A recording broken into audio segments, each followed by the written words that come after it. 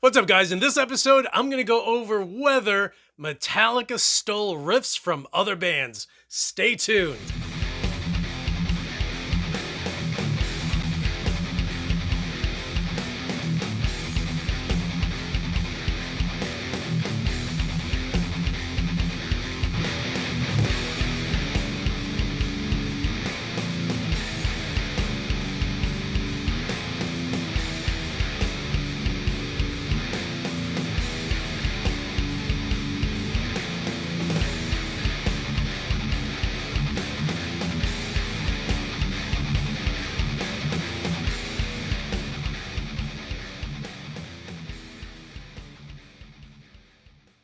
What is up, boys and girls? It's your boy, Torres, and, do I dare say that this is actually a scandalous episode? It's really not. I'm actually piggybacking on this one video that I thought was absolutely incredible, and the channel is called Ruthless Metal. So what this guy basically did, and I'll put a link below to the exact episode so you guys can take a look at it, but he basically went ahead and was just like, hey, the intro to this Metallica song, this is where this probably came from. And he goes ahead and goes through all of these different bands. And I mean, from Rush to, just so many bands that I've never heard of. And, in the end, you're just like, I grew up with those songs. Like, how is it that here's this song, here's a certain introduction, and it is, or even a riff in the middle of a song, and it's an Iron Maiden song.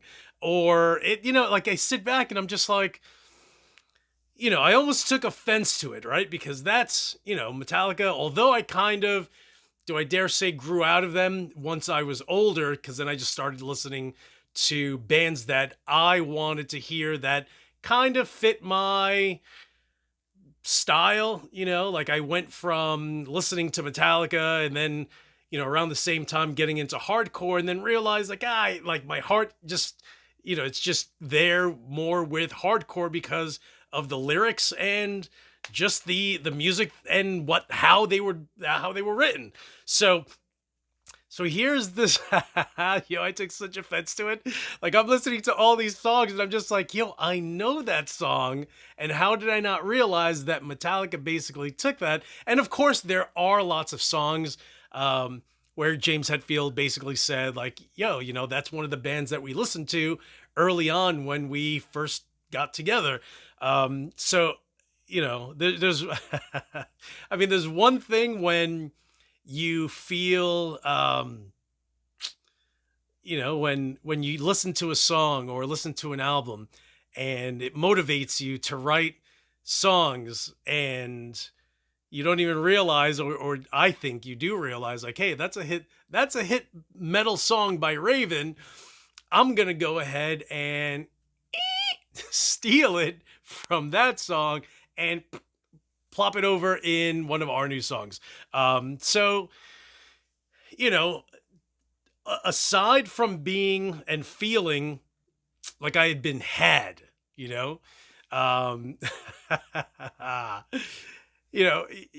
I can't help but sit back and say, you know what? Some of these other bands, I had never heard of, and nor would I have listened to them back then. So, I'm into metal now. I play guitar now, and it wasn't because of bands like Blitzkrieg. It was Metallica. And of course, they used to go ahead and cover some of their songs and some songs from their favorite bands who inspired them to slightly plagiarize songs. And, but in the end, I personally can't help but sit back and say, I'm where I am with music and my love for metal because of bands like Metallica. Because for me, they were my original influences, like Slayer, but I can't imagine that Slayer were copying any other bands, because no band was like Slayer, and Metallica wasn't even writing anything like Slayer. So it was definitely interesting to to run into that and sit back and go through this slight emotional roller coaster where, here's this song on Master of Puppets, and you're just like, that totally belongs to that other band that he featured, where the notes are literally identical. So but oddly enough, here's this band that I never would have gotten into ever. And, Metallica rode this wave of fame back in the day, and they were the ones that kind of, set the stage, if you will, and made metal popular. And, and that's just how that rolled. So, to find out literally nearly 40 years later that songs that I listened to as a kid were not all written necessarily by, so figure back then, who are the big writers at that point? Initially it was Dave Mustaine and Cliff Burton. The two of them basically wrote a lot of the songs at the beginning. And then once they lost Dave Mustaine and Kirk Hammett came into play, I feel like, like the energy just changed, because I find that, even if you watch videos of Kirk, you don't really consider him necessarily as someone that writes great riffs. For me, that's always James Hetfield. But of course, once Cliff Burton passed away, then that changed the dynamic again, where suddenly, now you had Jason Newsted, and that was different because he came from a different band that wrote slightly different music, different genre-ish. I never really listened to Flotsam and Jetsam, but that's where he came from. And,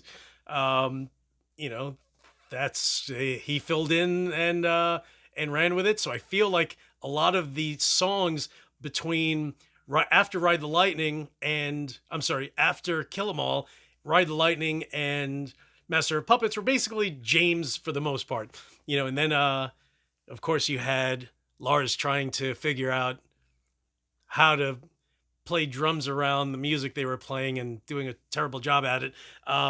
So again, I'm going to put a link below to the exact video, and you guys watch it. And of course, you kind of have to watch it and be slightly, of course, you're going to be biased, but try to be as unbiased as you possibly can, and consider the fact that even if Metallica took some riffs from some of their favorite songs that they grew up listening to, and they, a lot of early Metallica, when they would play shows, it was literally them playing, but they had, their songs plus cover songs that they used to play in between every two or third song. So, of course, who you're influenced by. And, I'm sure back then they were like, I guess we could take this and take this and take this snippet here and put that here. And who's really going to ever know? Who's ever going to find out? And of course, comes the internet years later, and, nearly 50 years later. And now everyone's just like, yo, Metallica, what up, what up?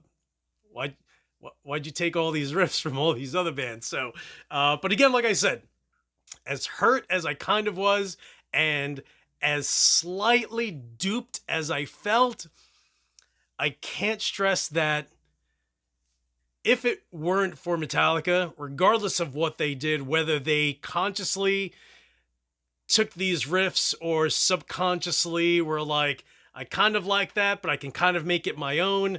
And in making it their own, they basically made it almost exact. In the end, it was Metallica that brought me to where I am now, nearly 40 years later.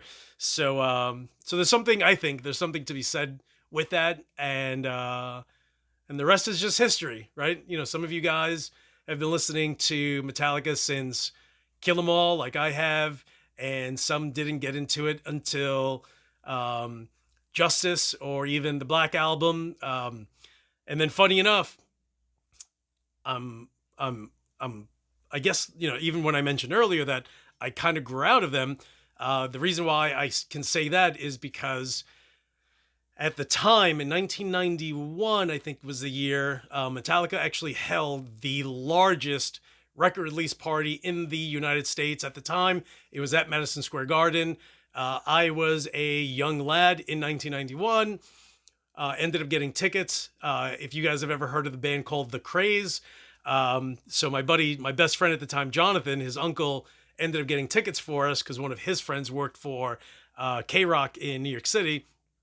So we ended up going there, and it was the first time that everyone listened to the Black Album, and I remember just being disappointed, sitting down. I'm just like, what are all these ballads, Metallica? And then, of course, everyone came out. The band was there. They didn't perform, but they came on stage, and it turned out to be James Hetfield's birthday, and of course, everyone just said, fuck you, James. Literally, all of Madison Square Garden yelled that at him, and that was 30 years ago, so that was a fun time, but that was when I moved away from listening to Metallica and got into a bunch of other bands. So that's just how it rolls. All right, guys. So hey, listen again.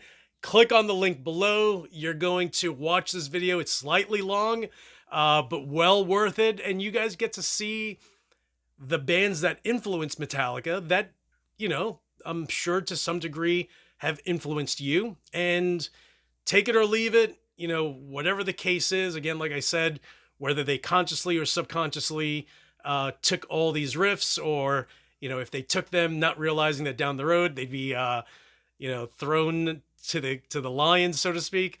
They still influenced literally millions and millions of people globally. So hats off to Metallica for doing that. And hopefully you like this episode. If not, fuck you. Click on the subscribe button. Thank you so much for watching. And as usual, I will talk to you guys soon.